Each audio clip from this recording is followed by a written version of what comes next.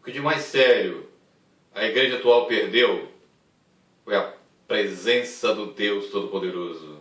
Aquela que ela diz servir e aquela que ela diz ser o seu Senhor. O cristianismo atual tanto se desviou do verdadeiro cristianismo que hoje ele não serve ao Deus das Escrituras, mas serve a um Deus que ele criou. Veja bem o que a igreja atual tem feito, o que o cristianismo atual está promovendo. Hoje, ele não está pregando, ensinando a verdade que liberta, mas a verdade que condena. A maioria daqueles que estão nas igrejas não estão caminhando para o céu, mas caminhando para o inferno. Pois não é pregado o verdadeiro evangelho, não é ensinado a verdadeira palavra de Deus. Infelizmente, hoje, o Deus Todo-Poderoso não se acha presente na igreja cristã. Esta é a terrível verdade que eu não gostaria, em hipótese alguma, de estar aqui pregando e falando sobre isto. Mas por amor a você que me vê, é que eu preciso falar isto. E você é chamado agora a examinar se isso é verdade ou não, à luz das Escrituras, à luz da palavra de Deus. Se o Deus que você serve, se o Deus do seu amigo, se o Deus que é aquele que está com você, que diz ser cristão, não é um Deus humano, forjado na sua mente e no seu coração. Deus não age como homem. O verdadeiro Deus não é homem.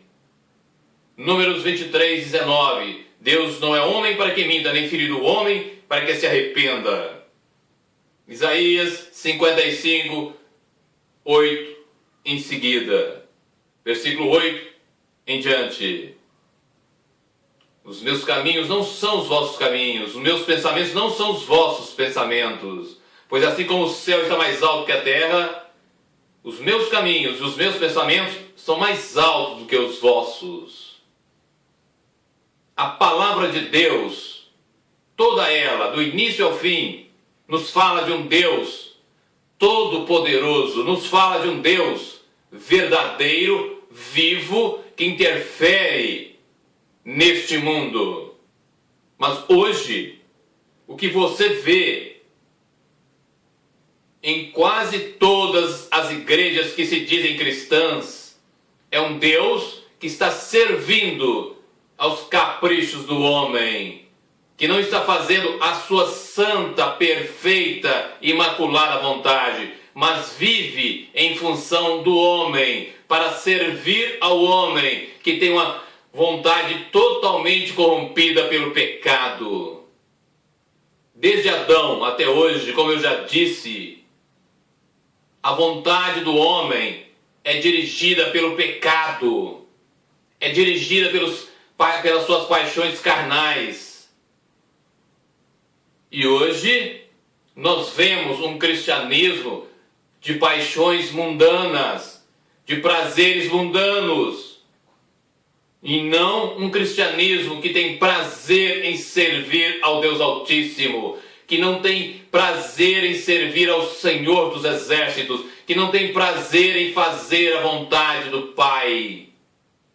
Jesus veio, viveu plenamente em função do Pai e nos ensinou como viver o verdadeiro cristianismo.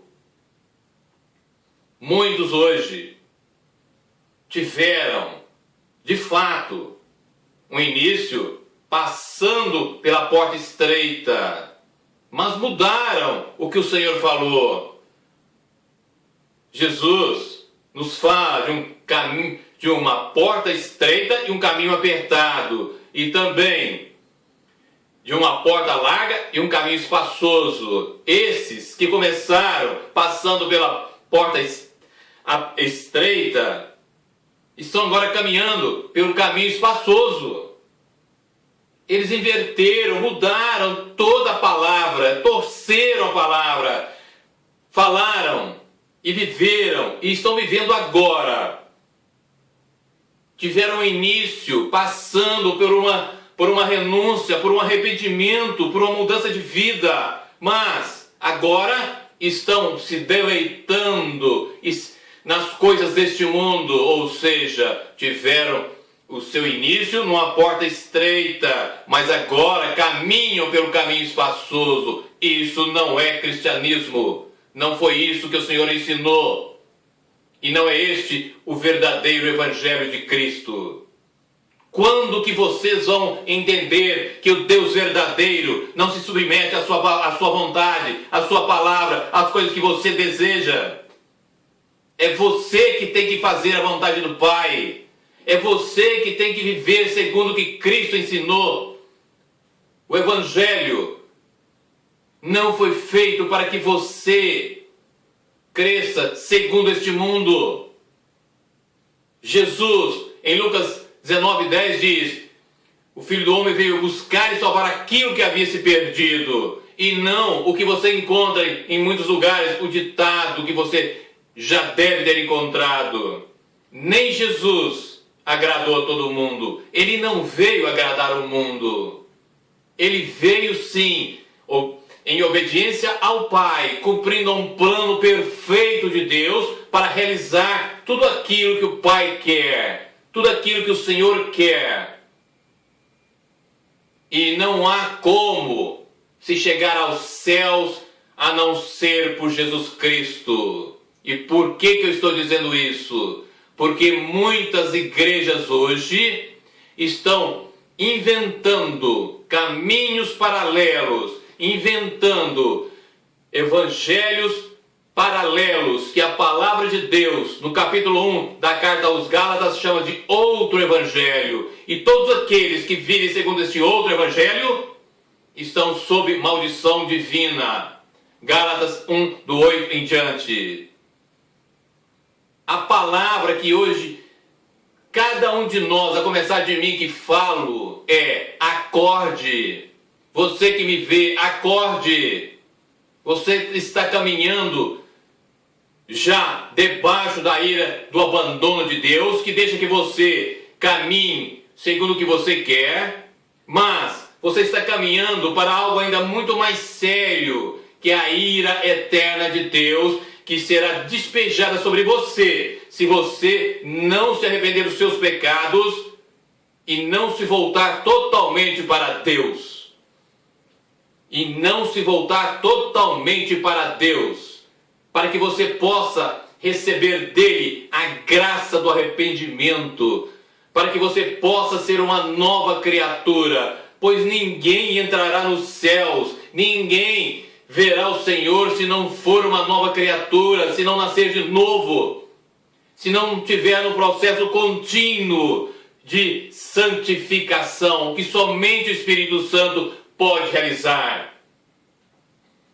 O Deus das Escrituras é o Deus que é amor, como diz a primeira carta de João, capítulo 4, versículo 8, mas é também um Deus que é um fogo consumidor, como nos diz Hebreus 12, 29.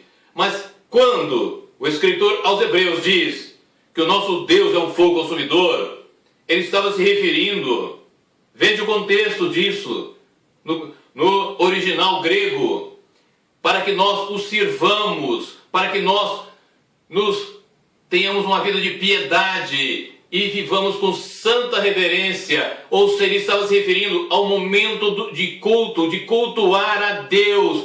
E aí então ele termina o seu raciocínio dizendo: porque o nosso Deus é um fogo consumidor. Isso é ensino do Novo Testamento, não é Antigo Testamento. Não é o Deus da lei, como muitos dizem, mas é o verdadeiro e único Deus que se revelou e fez um concerto, a antiga aliança, mas também fez um novo concerto no sangue de Cristo. O Deus das Escrituras, que nós a grande maioria que dizemos ser cristão não está servindo e não está adorando é o Deus para o qual nada é impossível ou nada é difícil. Gênesis 18, 14. É aquele Deus que Jó, no capítulo 42, versículo 2 do seu livro, diz: eu bem sei que tudo podes, que nenhum dos teus pensamentos pode ser impedido, que nenhum dos seus planos pode ser frustrados. Deus, o Deus das Escrituras, o Deus da Palavra, é o Deus que tem todas as coisas sob controle. E você, que se diz cristão, e você, que diz servir a esse Deus, se de fato você é cristão, você tem que se submeter a Ele, se sujeitar a Ele em amor.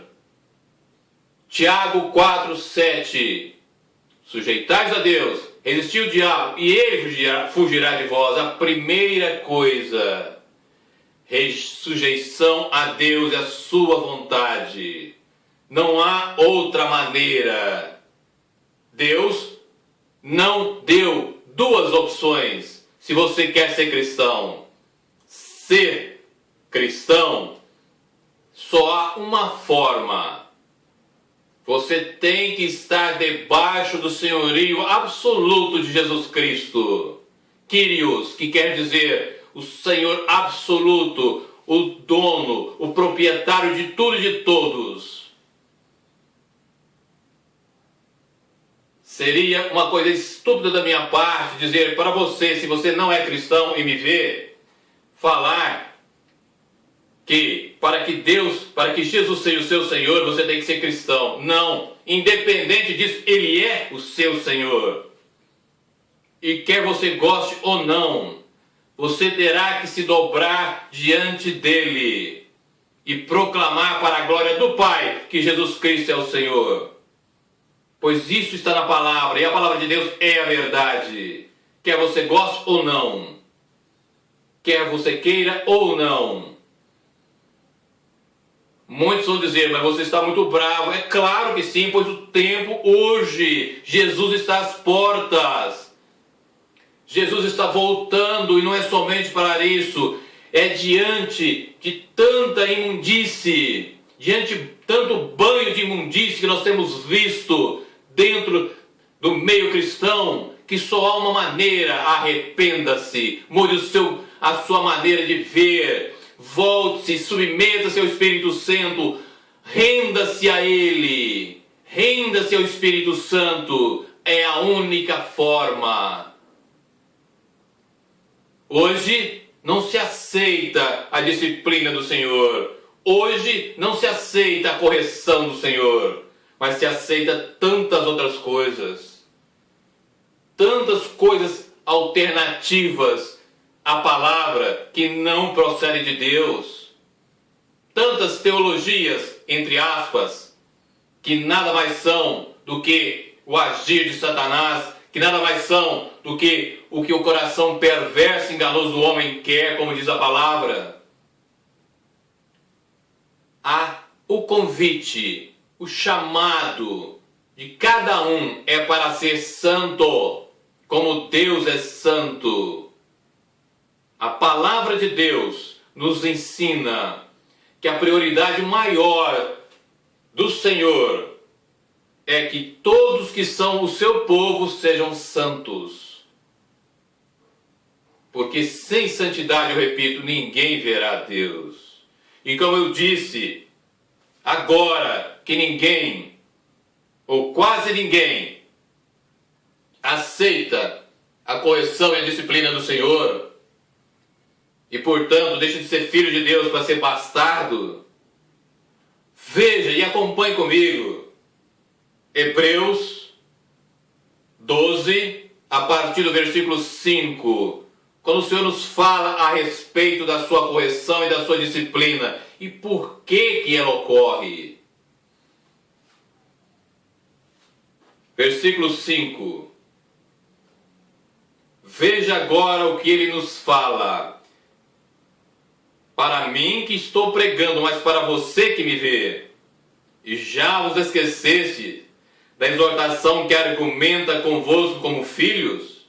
Veja bem, ele está perguntando, você esqueceu disso?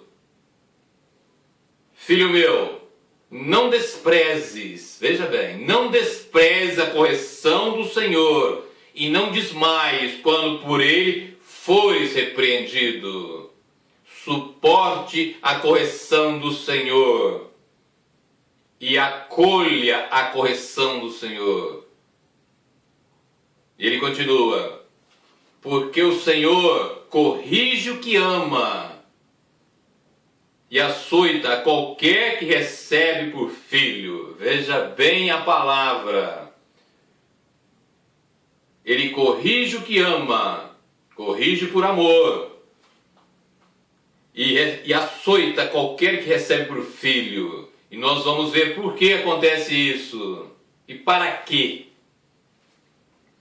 Ele continua dizendo, condicional agora, se suportais a correção, se você suporta a correção, Deus os trata como filho. Portanto, se você aceita a correção do Senhor, aceita a disciplina do Senhor, se você suporta, então, você é filho de Deus. Mas se você não está debaixo da correção do Senhor, se você não aceita e você não está sentindo na sua vida diária a correção do Senhor, você não é cristão e muito menos filho de Deus. E ele continua, porque que filho há quem o pai não corrija? Ele vai dar o exemplo da vida humana, comparando com a vida espiritual, com a verdadeira vida que nós temos a viver. Mas se estáis sem disciplina, da qual todos são feitos participantes, sois então bastardos e não filhos. Se você não é alvo da correção e da disciplina do Senhor, você é bastardo, você não é cristão, você não é filho de Deus, você não participa da família de Deus. E ele continua dizendo, agora, guarde esse texto no seu coração e reflita sobre ele e veja, questione, como os de Bereia, se eu estou ensinando e pregando algo errado que não está de acordo com a interpretação da santa palavra de Deus. Além do que ele diz agora no versículo de número 9, além do que tivemos nossos pais segundo a carne, para nos corrigirem e nós os reverenciamos. Não nos sujeitaremos muito mais ao Pai dos Espíritos para vivermos? Portanto, a correção do Senhor visa primeiro te dar vida. Não essa vida aqui que passa e termina, mas muito mais do que ela, a vida eterna na presença do Senhor dos Exércitos, do Deus Todo-Poderoso, ao lado de Jesus Cristo. E ele continua no versículo 10. Porque aqueles, os pais segundo a carne, na verdade, por um pouco de tempo, nos corrigiam como bem lhes parecia. Veja bem, o seu pai falha, a sua mãe falha, assim você falha, se você é pai, se você é mãe, você também falha na correção dos seus filhos. Mas Deus, o Senhor, aquele que é perfeito em todos os seus atributos, em toda a sua vontade, em tudo, nos corrige por quê? Para proveito nosso. Veja bem, para proveito nosso. E para quê? Guarde isso, para sermos participantes da sua santidade.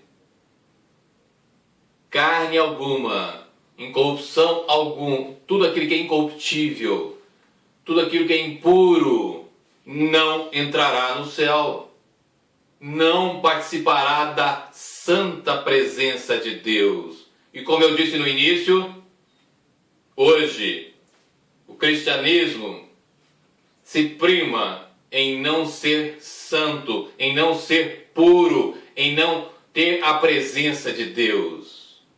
Você mesmo que me vê já deve ter escutado em muitos lugares. A presença de Deus estava aqui hoje. Nós passamos vários momentos nos deliciando na presença de Deus. Mentira. Pois se a presença de Deus estivesse aqui ou aí onde você está, você com seus pecados, sem se arrepender dele, sem estar num processo contínuo e profundo de santificação, você estaria pulverizado e não existiria mais. Tudo isso nessa interpretação contemporânea da presença de Deus e do poder de Deus, a grande maioria disso é totalmente equivocada. É um erro terrível e um pecado contra a santidade, contra a autoridade e contra a presença de Deus. Basta irmos para a palavra, em Êxodo 3, quando o Senhor se revela a Moisés na sarça ardente. Leia o versículo 8 em diante. O que acontece? E Moisés não conseguiu e temeu olhar para Deus, aquele com quem Deus falava face a face, como diz a palavra. Primeira coisa. Depois, Isaías, no capítulo 6, quando ele teve aquela visão do trono de Deus e dos serafins que cantavam: Santo, Santo, Santo é o Senhor Deus Todo-Poderoso, é o Senhor dos Exércitos. O que ele faz? A primeira coisa: ai de mim que vou perecendo, pois sou um homem de lábios impuros e habito também no meio de um povo de impuros lábios. O ai, neste contexto, é uma maldição sobre você mesmo. Veja como ele se sentiu terrivelmente amaldiçoado. Ai de mim, ele teve a sua convicção de pecados e caiu na realidade: ai, eu não sou nada. Onde você vê isso hoje? Nos locais que dizem que a presença de Deus esteve. Daniel, no capítulo 10, quando ele teve a visão do Senhor. Leia lá. Mas medite, peça para o Espírito Santo vir até você e te mostrar. Ele caiu e se desmaiou. Perdeu as suas forças. E então Deus tocou nele. Ele então recuperou as suas forças. Aqui nós vemos já Moisés, Isaías e Daniel. Segundo Ezequiel 16, seria um dos 3 homens mais íntegros de toda a Bíblia. Daniel, Noé e Jó. Mas não ficou isso. No Novo Testamento, então, João, o apóstolo que Jesus amava, aquele que deitou no capítulo 13 do seu evangelho, deitou no seio de Jesus.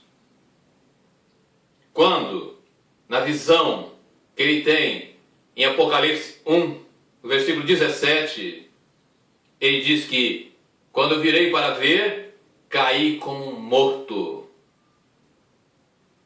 Diante da glória de Deus, caí como um morto. Mas não fica só isso. Em Lucas 5, quando, daquele episódio da pesca milagrosa, quando tinham trabalhado toda a noite e não conseguiram pegar nada, peixe algum, e Jesus, manifestando um pouco da sua glória, fala com Pedro: jogue a rede. E Pedro então diz: por causa desta sua palavra eu jogarei. E jogou a rede, e tantos peixes eles pegaram, que quase que o barco foi a pique. E que em seguida Pedro, chegando até Jesus, faz: afasta-te de mim, Senhor, que sou um homem pecador. Pedro, um dos apóstolos do Senhor: afasta de mim, que sou pecador. Por isso, meus irmãos, analise, busque a verdade de Deus que se revelou nas Sagradas Escrituras. Busque o verdadeiro Deus que vem até você através do Espírito Santo e dos seus maravilhosos dons espirituais. Mas seja sincero. Busque com toda a sinceridade do seu coração, como diz Hebreus, porque assim você o encontrará. Caso contrário, você não encontrará. E até em Jeremias nós encontramos: quando nós o buscarmos de todo o coração, nós o encontraremos. Caso contrário, não. Deus não é um objeto. Deus não é algo que nós, pura e simplesmente, usamos. Deus é o Senhor Todo-Poderoso de todo o universo. É aquele que criou todas as coisas pela palavra do seu poder. Mantém todas as coisas pela palavra do seu poder, como nos diz Hebreus, e desfará todas as coisas também, criando novos céus e a nova terra pela palavra do seu poder. Guarde isso no seu coração. Reflita bem se o Deus que você diz servir e adorar é de fato o verdadeiro Deus, o Deus que é o Senhor de todas as coisas, o Deus que é puro, santo, perfeito, e que em todo o seu agir, Ele é tremendo e é o Deus que tudo criou, repito mais uma vez, e que mantém todas as coisas pela sua palavra. E eu termino dizendo mais uma coisa. Veja bem isso, se esse é o seu Deus. Josafá, no segundo livro de Crônicas, capítulo 20, versículo 6 em diante, ele diz: Tu és dominador sobre todos os reinos da gente, e ninguém há que te possa resistir. E ninguém há que te possa resistir. Raciocine, pense e submeta-se ao Espírito Santo de Deus, enquanto ainda é tempo.